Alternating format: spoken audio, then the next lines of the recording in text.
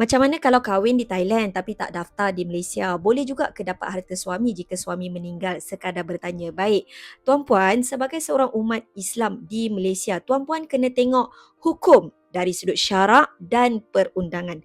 Dari sudut syarak, sekiranya pernikahan itu sah, maka isteri adalah waris kepada suami, dia ada hak faraid.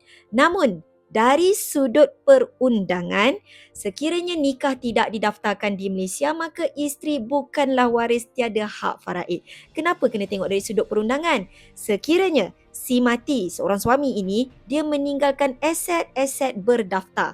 Nak cairkan aset-aset berdaftar ni, contoh geran tanah nak tukar kepada nama waris, kena filekan pengurusan pusaka. Nak filekan, kena senaraikan waris-waris.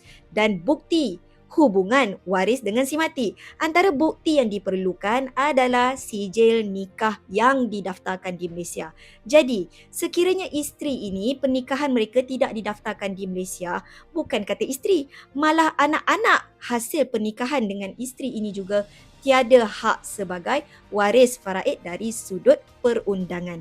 Kesimpulannya di sini, tak kisahlah di mana tuan-puan berkahwin, di Siam ke, di UK ke, di US ke, balik Malaysia, daftarlah pernikahan tersebut di Malaysia.